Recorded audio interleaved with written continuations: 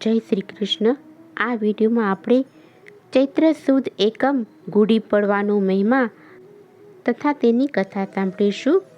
ગુડી પડવો એ મહારાષ્ટ્રીયન લોકોનું નવું વર્ષ છે, જેને શાલિવાહન શક સંવત કહે છે। તે ચૈત્ર માસની સુદ એકમે મનાવવામાં આવે છે। આ દિવસે ગુડી બનાવવાની પ્રાચીન પરંપરા છે, જેને ઘરના આંગણા, છત, બારી કે દરવાજા પાસે રાખવામાં આવે છે અને તેની પૂજા કરવામાં આવે છે।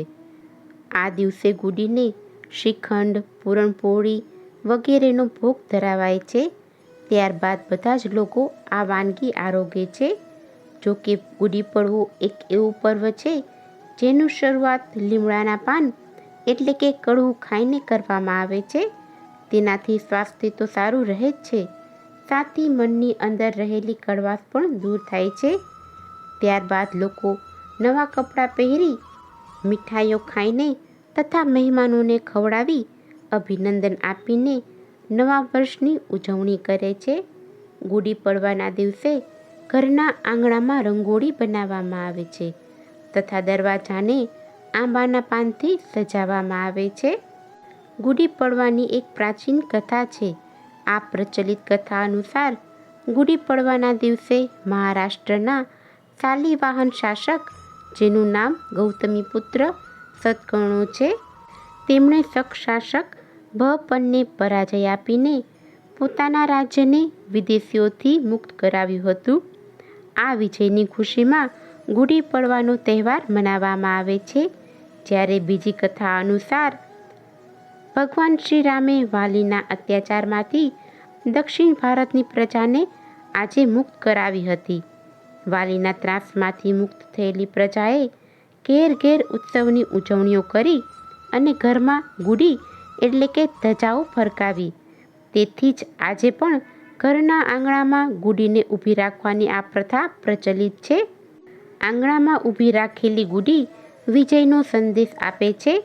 તે ઘરમાંથી આસુરી શક્તિઓ નાશ કર્યાનું પ્રતીક છે। આંગણામાં રાખવામાં આવતી આ ગુડી બનાવવા માટે લાકડી, પિત્તળ કે ચાંદીનો લોટો, કડવા લીમડાની ડાળી, હારડા, નાનું કાપડ, વધારે પડતું તે કાપડ લીલા રંગનું હોય છે, ફૂલોનો હાર વગેરેથી સજાવવામાં આવે છે। લાકડીના એક છેડે કપડું બાંધી અને તેના ઉપર લોટો ઊંધો મૂકવામાં આવે છે। આ લોટા ઉપર હારડાનો હાર પહેરાવી બાકીની વસ્તુઓથી સજાવવામાં આવે છે। ગુડી પડવાના આ દિવસે ઘરને ધ્વજા, તોરણ, ફૂલો વગેરેથી સજાવી અગરબત્તી, ધૂપ વગેરેથી સુગંધિત બનાવવામાં આવે છે। આખો દિવસ ભજન કીર્તન કરી શુભ કાર્ય કરતાં કરતાં આનંદપૂર્વક દિવસ વ્યતીત કરવામાં આવે છે। નવા વર્ષનું પંચાંગ ખરીદી અને બ્રાહ્મણ પાસે ભવિષ્ય સાંભળવામાં આવે છે। જીવમાત્ર તથા પ્રકૃતિ માટે મંગળ કામના કરવામાં આવે છે। પાણીના પરબ બાંધવામાં આવે છે। નવા વર્ષના પ્રારંભમાં ભગવાનની પૂજા અને નવા વર્ષની મંગલ કામના તથા માતા દુર્ગાની પૂજા પણ કરવામાં આવે છે। ઘરના પૂજા સ્થાનમાં કળશની સ્થાપના કરી માટીના વાસણમાં જવવારા વાવવામાં આવે છે। દરેકનું સ્વાસ્થ્ય સારું રહે તે માટે લીમડાના પાન ખાવો અને બીજાને પણ ખવડાવો।